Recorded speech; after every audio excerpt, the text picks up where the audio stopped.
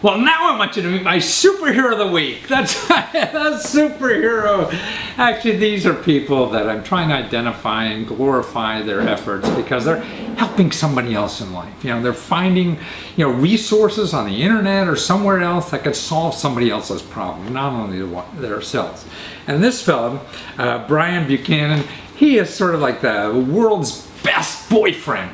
They're in his 20s and his girlfriend gets breast cancer, needs a double mastectomy, And sure, as loved ones or whatever, we could help everybody else, our loved ones emotionally and be there, for those kind of problems. But the practical things in life, that come with these kinds of crises are really financial. See, so he went out and said, hey, sure, his girlfriend had insurance, but only covered 80% of the bills. And she has to have the operations and then another year. And then actually fertility treatments, are going to be like $8,000 and they won't be covered. And so they're looking at least $20,000. So he goes on the web and raises $20,000 for his girlfriend who's having a double mastectomy. Man, now that's a real superhero in life. We need more people in this country like that. So watch this. Hi, well, Brian Buchanan, you must be the world's greatest boyfriend. I don't know about all that. Wow! But your girlfriend has breast cancer, and you go out on the internet and raise $20,000. You don't have that money. You just tell me you're looking for work. So man, what a wonderful person. I mean, you're a real hero, Brian. I mean, this is helping somebody else and using the resources that we have in our society to solve somebody else's problem.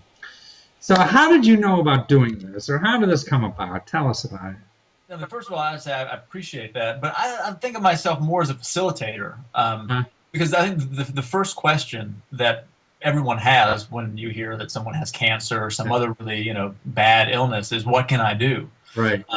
And this kind of thing, these crowdfunding sites, it gives people something to do. And I think it helped Vanessa obviously tremendously, but I think it helped the people who care about her. I wouldn't say just as much. Obviously, the money helps Vanessa a little bit more. So you're doing these people a favor to give them. It gives them a community to come to where they can. I mean, they can leave comments, words of encouragement. They can contribute a little money. They have a stake, I think, in the process, more so than otherwise. Did anyone in your family or her family have something negative to say? Why are you begging or something like that? I mean, those kind of issues that may come up.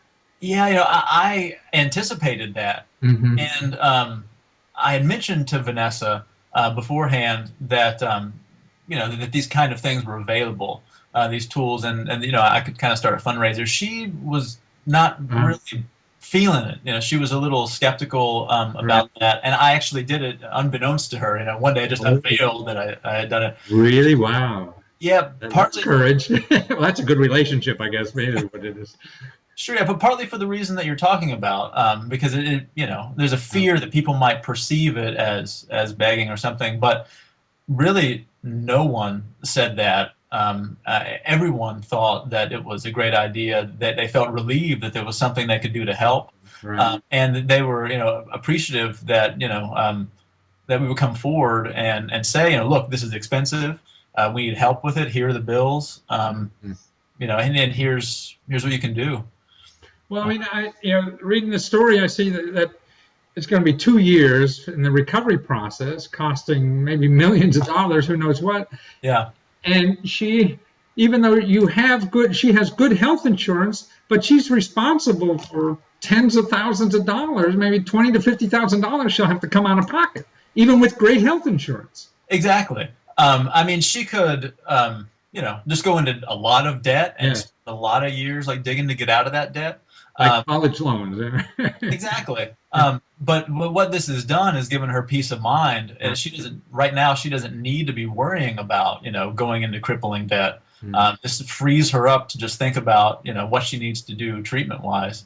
But I mean, you're right. She has decent insurance, but the insurance company, there's only so much that they pay.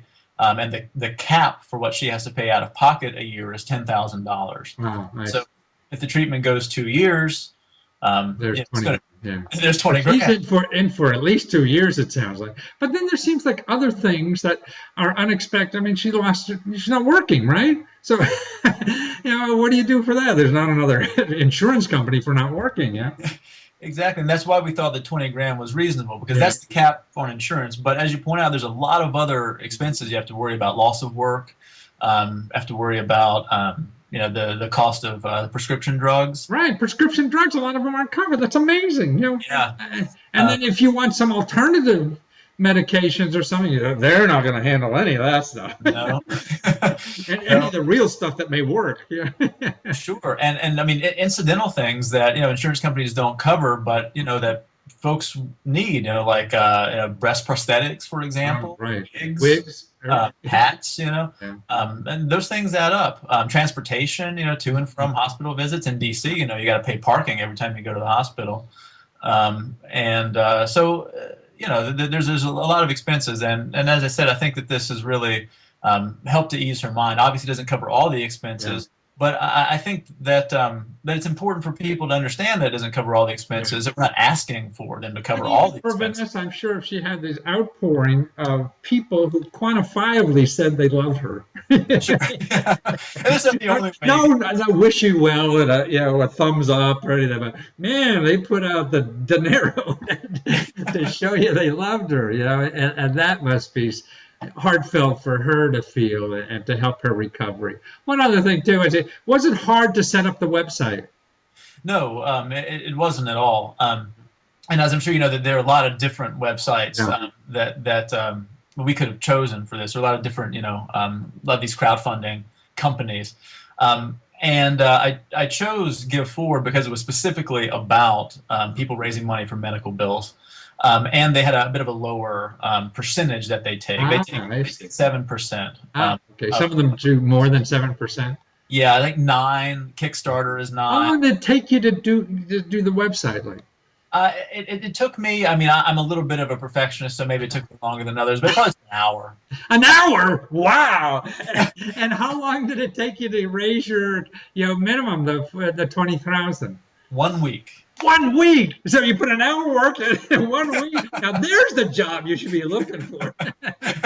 Right. Well, I mean, I don't want to downplay, the amount of work it does take, because I think some people think with these crowdfunding sites, if you build it, they will come. Yeah. If you just, type in the information, we're looking to get X amount of money, and here's the person's story, and just put up the website and make one Facebook post, it's just going to take off like wildfire.